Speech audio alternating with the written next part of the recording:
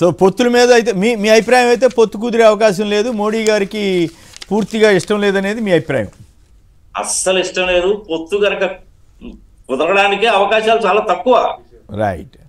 వాళ్ళు బీజేపీ వాళ్ళు ఒప్పుకోరు సార్ అంత తొందరగా. వీళ్ళిద్దరు మేము కలిసిపోతున్నాము అని చెప్పి ఈయన సీట్లు అనౌన్స్ చేసి ఆయన సీట్లు అనౌన్స్ చేస్తే బీజేపీ అంటే అంత లెక్క పక్కలు ఎక్కడ పోయిందండి వీళ్ళకి?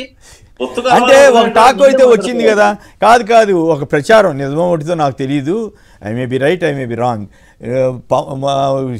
షరతులు పెట్టారు షా గారు.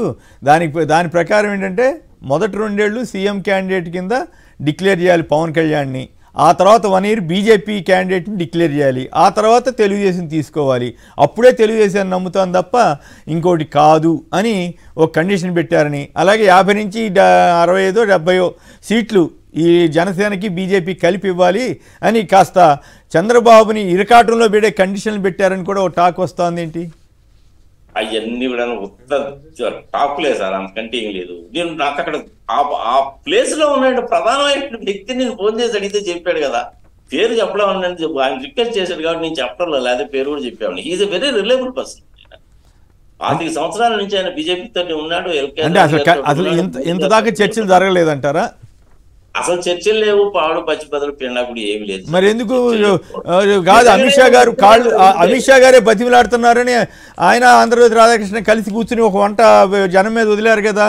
ఆయన అమిత్ షా గారు పారసారథి గారు లాంటి వాళ్ళు వీళ్ళందరూ కాళ్ళు గడ్డాలు పట్టుకుని ప్లీజ్ రండి మీరు, చంద్రబాబు గారు మీరు లేకపోతే మాకు దేశంలో గవర్నమెంటే రాదన్నట్లుగా బతిమలాడుతున్నారంట కదా.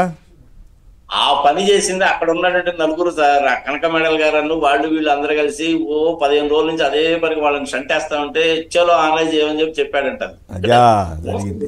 న్యూస్ అది.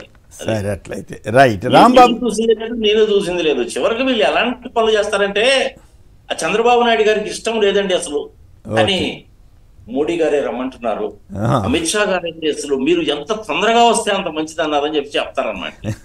రైట్.